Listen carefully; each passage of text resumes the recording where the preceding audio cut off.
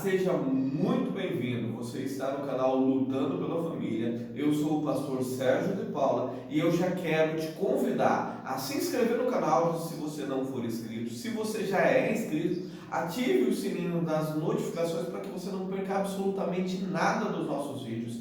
E também curta, comente, compartilhe, faça com que este trabalho seja visto por mais e mais pessoas para o reino dos céus. Então, sem mais delongas, bora pro vídeo.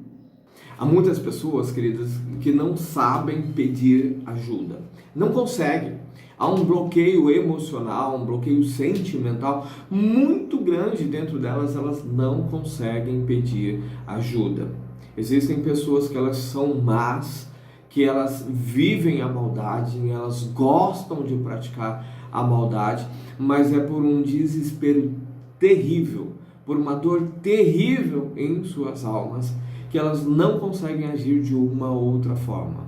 Não conseguem agir. São pessoas aprisionadas, presas no pecado e que precisam de libertação, precisam que Deus chegue e liberte. Muitas vezes você vai ver o seu marido te atacando sem mais nem menos. Não existe razão para briga. Às vezes você já está distante dele há muito tempo, mas ele aparece do nada e briga com você. A sua esposa do nada sente aquela situação de, puxa, eu preciso brigar, eu preciso desenvolver uma briga, uma dificuldade ali. Muitas vezes você já está distante. Mas isso não é propriamente alguém querendo ser mal, mas é alguém não conseguindo ser bom. Eu sei que é muito difícil para a gente compreender isso, porque na nossa mente basta que você queira fazer a coisa correta e você já está fazendo a coisa correta. A gente não consegue entender cadeias mentais. Você sabe por que a gente não consegue entender essas cadeias mentais, esse aprisionamento de alma, esse aprisionamento dos nossos sentimentos? Porque a gente não olha para nós mesmos. A gente olha para a situação do outro e diz, eu no lugar dele faria completamente diferente. Tem como fazer diferente. Mas o seu marido, em algum momento da vida dele, ele olhou para alguém traindo a esposa, ele disse, nunca vou fazer algo desse tipo. Nunca, meu caráter é muito melhor do que isso, eu nunca vou fazer. E chegou um dia, um dado momento, em que ele se viu fazendo exatamente aquilo que ele olhava para o outro e dizia, é errado, não vou fazer. Ele criticava comportamentos, mas acabou realizando os mesmos comportamentos que criticava. A esposa não é diferente. A esposa olhava outras mulheres, maltratando os seus maridos, repudiando, deixando de lado, às vezes deixando até os filhos. Mas como que pode? Como é que pode? E vinha uma ira, uma indignação dentro delas. Você lembra como que era? Pois é. Mas isso não as impediu de fazer exatamente aquilo que elas mais criticavam.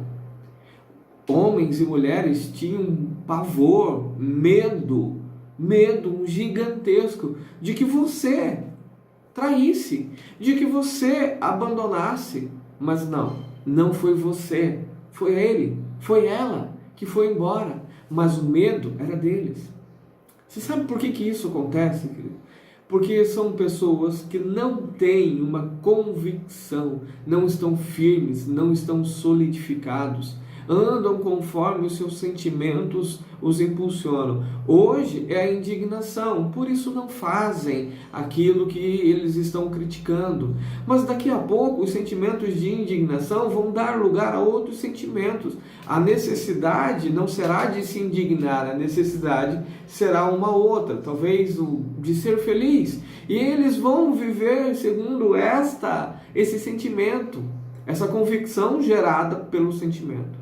E os sentimentos são mutáveis, logo as convicções vão ser variáveis, elas vão variar de acordo com os sentimentos. E assim o marido faz. Mas tudo isso é um pedido, é um grito de socorro dessas pessoas que não sabem, que não conseguem dar o braço a torcer, mas que estão sendo guiados por aquilo que a Bíblia chama de vento. Seja um vento de doutrina, que afeta aqueles débeis, aquelas pessoas que estão fragilizadas, ou seja, um vento de informação que vão afetar maridos e esposas. Hoje não pode separar, mas amanhã tudo muda. Porque os sentimentos, eles são assim. Eles mudam conforme a direção do vento. Eles mudam conforme a inclinação da carne. Eles mudam conforme os desejos chamam. Essas convicções baseadas em sentimentos, elas são mutáveis. Elas são assim mesmo. Elas passam, mas elas retornam. Até que elas sejam completamente dominadas, seu marido vai agir por impulso, não consciente, com cegueira nos olhos.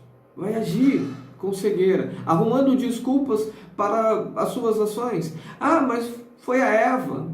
Mas foi a serpente. Mas foi o Senhor que criou a Eva. Então está tudo resolvido. Sempre haverá desculpas para as ações, porque elas são tomadas por impulso e ninguém quer se responsabilizar por absolutamente nada. Até porque se responsabilizar significa, pode mandar a minha conta que eu pago. Então maridos e esposas vão atacar, porque não sabem uma outra forma de se livrar daquilo que eles estão vivendo. Porque estão cegos. Porque estão cegos e não conseguem enxergar um palmo diante dos seus narizes. Não conseguem ver. É mau caratismo? Claro que é. Mas não é um caráter que foi deformado. Ao invés de ter sido formado, bem construído, através de bons ensinamentos, a Bíblia diz: ensina a criança no caminho que ela deve andar e ela não se desviará dele. Se der um deslize, ela logo vai se lembrar, tem um caminho correto o qual eu preciso trilhar. O problema é que essas crianças que hoje são adultos e que se tornaram irresponsáveis, foram crianças que não foram educadas segundo os conceitos do Senhor, mas sim segundo os conceitos do mundo. Uma criação voltada com os princípios errados, e aí deu no que deu.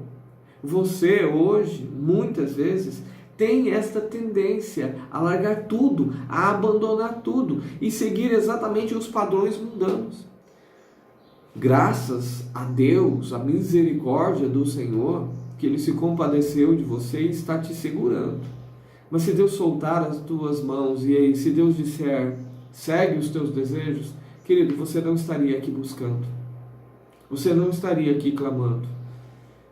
O que eu quero dizer para vocês é, os maridos erraram, e erraram muito. Esposas fizeram aquilo que não deviam fazer. Mas o nosso dever não é simplesmente dizer, eles não prestam, eles não valem nada, eu vou seguir a minha vida e eles que se acertem com Deus. Quando nós falamos do cônjuge, não é para você ter raiva, ódio, ranço do seu marido, da sua esposa, mas é para você entender o que acontece com eles e para você interceder. Deus nos chama para intercessão, Deus nos chama para clamar por pessoas que não estão conseguindo fazer, por pessoas que já estão praticamente mortas em seus delitos e pecados, como a Bíblia diz. Assim como nós, em algum momento da nossa vida, também estivemos. Ore pelo seu marido, ore pela sua esposa. Efésios capítulo 2 vai dizer que nós outrora estávamos mortos nos nossos delitos e pecados, assim como eles estão hoje. É um grito de socorro. Eles não sabem o que fazer para sair dessa situação. Eles não sabem como agir. Por isso eles brigam, por isso eles sentam o pé, por isso eles falam palavras horríveis, dizem coisas que não deveriam dizer, mas é porque os seus corações estão cheios disso. Porque em algum momento as suas vidas se tornaram tudo aquilo que eles mais desprezavam. O sentimento levou pessoas a viver exatamente o que eles estão vivendo. Está na hora da gente fazer aquilo para o qual nós fomos chamados, para fazer a diferença nas nossas vidas e na vida deles. Eu sei que é muito difícil orar por alguém que está o tempo todo nos espezinhando, mas a palavra do Senhor também nos diz, orai por todos, inclusive pelos nossos inimigos. Seu marido não é seu inimigo. Seu marido está vivendo um dia ruim, um momento ruim, um ano ruim, mas ele não é seu inimigo. Se você deve orar pelos inimigos, quanto mais pelo seu marido, que a Bíblia diz que ele se tornou uma só carne com você. Está na hora de orar. Está na hora de buscar. Está na hora de levantar a bandeira da oração e dizer: daqui eu não arredo o pé até eu ver o meu marido liberto. Daqui eu não saio até eu ver a minha esposa transformada por Deus. Queridos, paguemos um preço pela vida deles. Deus nos leva ao deserto para tratar conosco, para falar conosco, mas também para a gente cumprir uma missão.